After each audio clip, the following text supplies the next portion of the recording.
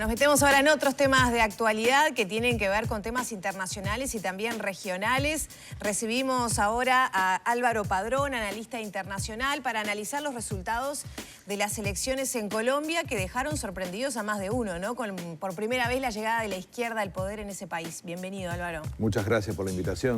Yo Bueno, creo que sí, ¿no? ¿Qué pasó en Colombia? Por lo que representa además pasó? una afrocolombiana que es la vicepresidenta, ¿no? Impresionante. Lo primero es una buena noticia para la democracia, ¿no? Porque recuerden que hace unos años, prepandemia, había un estallido social, incluso en Colombia, en varios países, y que esas situaciones se resuelvan con elecciones, yo creo que es una muy buena noticia.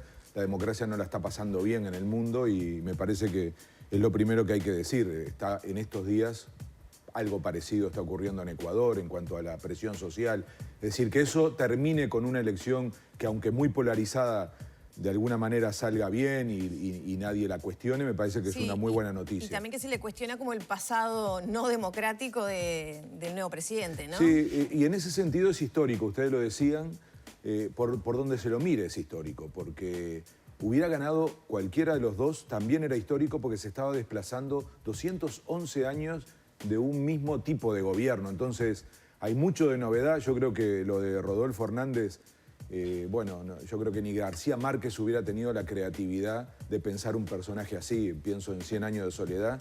Si uno sigue lo que fueron las declaraciones de este candidato, era algo realmente increíble, ¿no? Pero bueno, no fue electo. Hubiera sido también en ese sentido un cambio histórico. Yo me animo a decir además que el caso de la elección de Petro, que no es solo de Petro, hacen bien ustedes en poner también el énfasis en Francia Márquez, porque todo eso es primera vez. Primera vez de un gobierno de izquierda, yo diría progresista, hay que empezar a caracterizar, hay que empezar a ver, capaz que después podemos mirar un poquito los desafíos que va a tener este gobierno y ahí empezar a notar si estamos frente a algo tan radical como algunos presentan, yo creo que no. Pero insisto mucho en la dupla, porque creo que también, además de primera vez la izquierda, es la primera vez que hay una vicepresidenta negra, pobre, de un origen muy humilde, madre a los 16 años, trabajadora doméstica, previamente trabajadora minera. Es decir, hay mucho detrás de esa transformación y yo diría que hay que poner atención en algo que está pasando no solo en América Latina, sino en todo el mundo, que es el desplazamiento de la centroderecha, ¿no? Si ustedes observan, esta polarización que terminó ocurriendo dejó afuera a lo que fue históricamente la fuerza política que gobernó. Y algo parecido ocurrió en Chile, ¿no? Y algo parecido ocurrió en Francia. ¿Cuál fue el detonante para esta elección? Y yo creo que el de detonante... parte de la ciudadanía, porque además hubo récord, creo, si no me equivoco, de votantes. De votantes, y va a ser el presidente electo con mayor cantidad de votos en la historia de Colombia. Entonces, también pasó en Chile, que en los dos casos son elecciones no obligatorias. De la gente, de un cambio, de ir a las urnas. ¿Cómo se explica esto? Sí, está muy bien eso, Maggie, porque podemos decir, bueno, es América Latina, pero acaba de ocurrir en Francia, ¿no? Que es la cuna de la democracia tal como la conocemos modernamente. Entonces, hay algo que está pasando en cuanto al desplazamiento de determinadas propuestas políticas. Está la aparición de la ultraderecha populista, que, repito, es algo que ya no es casual, es algo con mucha potencia. De hecho, desde lo que fue el periodo de Trump, se ha ido consolidando ese tipo de candidaturas. La polarización también es otra característica, pero básicamente yo creo que es la actitud de la población de decir basta, hay un problema con la política, hay un problema con la democracia, hay un problema con los partidos. Y todo eso termina generando en elecciones este tipo de escenarios polarizados y también de transformación y de nuevos actores. Claro, y la respuesta te viene por izquierda o por derecha, Sí. ¿no? Y a veces también en deterioro del sistema democrático, como tú decías, porque los partidos, a veces consolidados, no han dado respuestas a necesidades ancestrales, ¿no? de la población de estos países. ¿Quién es Petro en ese sentido, esta dupla que va a gobernar y que la va a tener difícil también en el Parlamento?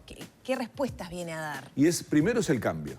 El cambio frente al statu quo, a lo que estaba establecido y a los partidos más tradicionales de Colombia. También lo era Rodolfo Hernández, ¿no? Porque presentaba, justamente él hablaba de antisistema, que no tenía nada de antisistema porque es parte del sistema, fue además alcalde, es decir, no es un outsider, pero se presentaba así, o sea, funciona esa idea de que venimos de afuera y vamos a hacer las cosas distinto. La mentalidad empresario, la mentalidad Trump, la mentalidad... Es fuerte eso, ¿eh? Sí, da respuesta a esa necesidad de patear el tablero, ¿no? Por izquierda o por derecha, pero... Total. ¿Es peligroso eso? Un paréntesis chiquito. No, es muy peligroso. Es muy peligroso porque no existe la democracia sin partidos, sin un sistema político. Es decir, no se puede aparecer de la nada y decir que se va a transformar todo porque hay mucho de demagogia allí, mucho de... Entonces, nadie supo nunca qué pensaba hacer este candidato. Y tenemos la experiencia de Trump, por ejemplo, que es un buen ejemplo. Así terminó, ¿no? Y tenemos la experiencia de Bolsonaro acá cerca, que es una elección pendiente. Es decir, esos ensayos no funcionan bien y hay que tener mucho cuidado. En Uruguay estamos acostumbrados a ver programas, a ver colectivos. No son personas, son partidos, son proyectos políticos. En fin, es muy peligroso eso, pero hay que hacerse cargo de este deterioro y de que la política y los partidos no conectan con la sociedad, porque no se trata... El problema no son solo estos personajes, el problema son los millones de votos que tienen atrás. Yo siempre digo, se fue Trump, pero no se fueron las razones que lo trajeron. Están allí los 70 millones de norteamericanos y norteamericanas que lo votaron. Por eso vamos a ver ahora en las elecciones, digamos, legislativas en Estados Unidos qué sigue con esto. Y están los votos que están detrás de este hombre, que ahora va a tener que resolver qué hace en cuanto a la oposición. Entonces, decías los desafíos de este gobierno de Petro y de Francia. Es decir, por ejemplo, primer desafío, cómo compone una correlación de fuerzas en el Congreso para gobernar. Pero yo diría que hay algunos más de fondo. Ese quizás el instrumental. El primero es la paz.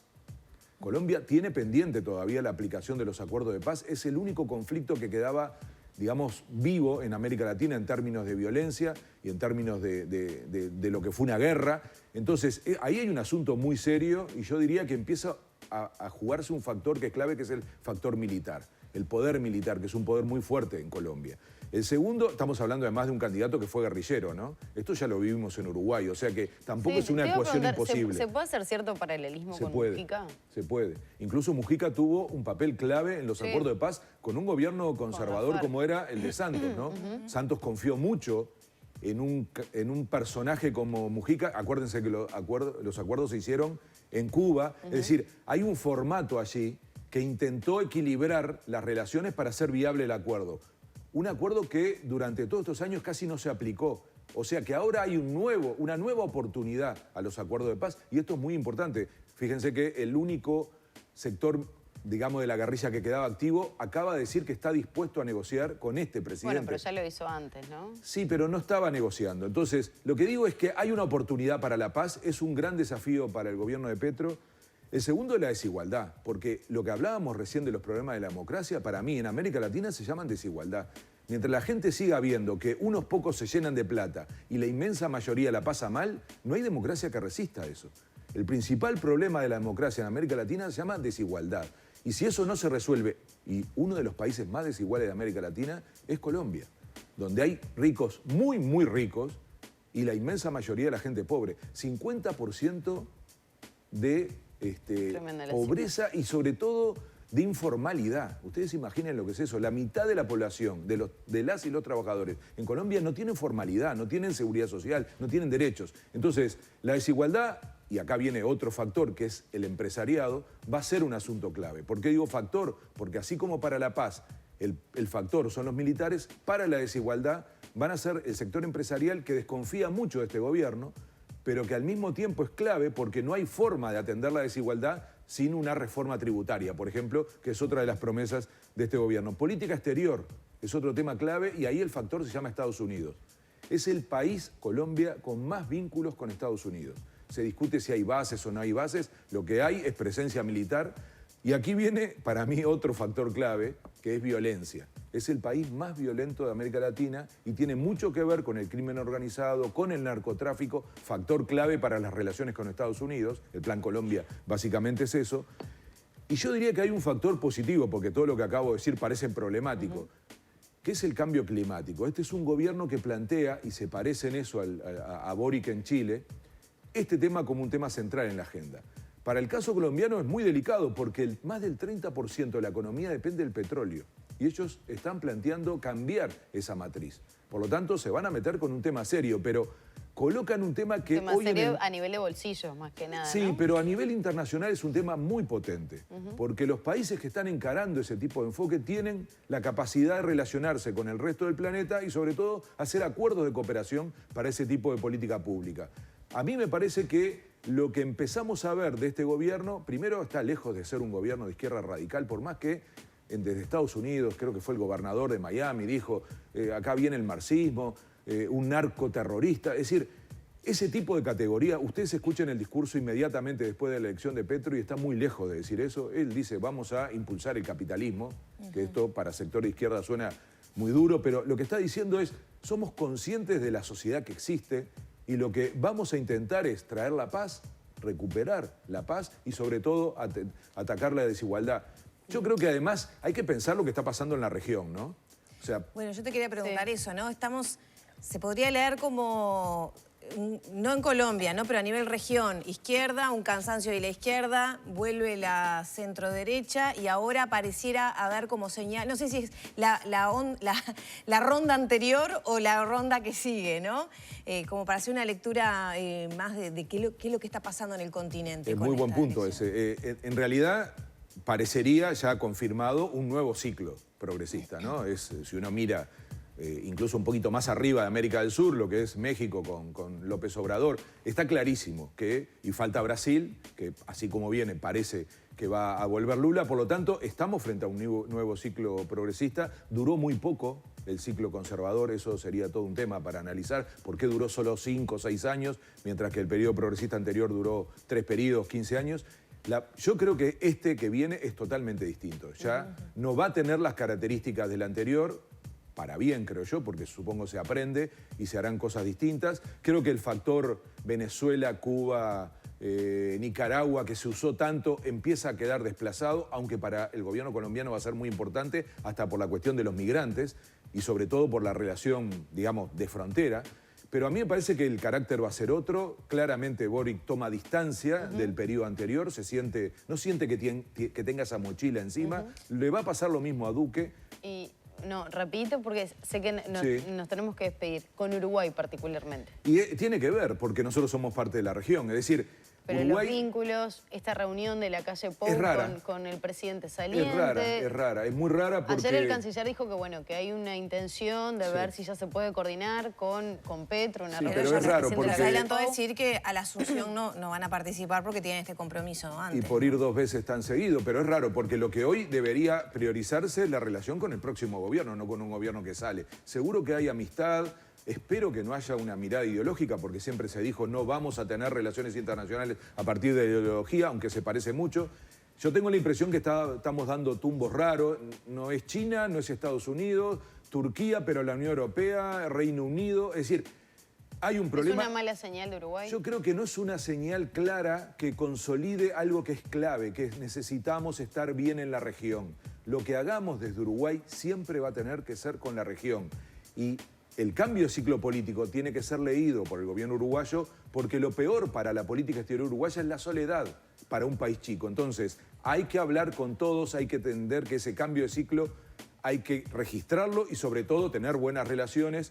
No está pasando, me parece raro que un país tan importante, segunda potencia de América del Sur, en breve le va a pasar a Argentina, va a pasar a Argentina, Colombia. Entonces, no es cualquier país, no alcanza con decir nos llevamos bien, no se puede ir a hablar con un gobierno que se va y no tener una señal con el gobierno que llega. En fin, es complicado, espero que se recupere porque, repito, no hay forma de tener política exterior para un país como Uruguay que no sea a partir de la región en un mundo que se está desglobalizando y va de nuevo a una re-regionalización. Entonces, esta Colombia que cambió el domingo pasado es a la Colombia que tenemos que atender y yo creo que el gobierno va a tener que prender las luces para que sea ese el punto de referencia. Repito, en clave regional porque la región, sí, efectivamente va hacia otra dirección. Álvaro, muchas gracias. A ustedes. Gracias. Cerramos por aquí entonces la entrevista con el analista internacional Álvaro Padrón. Ya son las 9 de la mañana, 39 minutos. Hacemos una pausa y enseguida volvemos.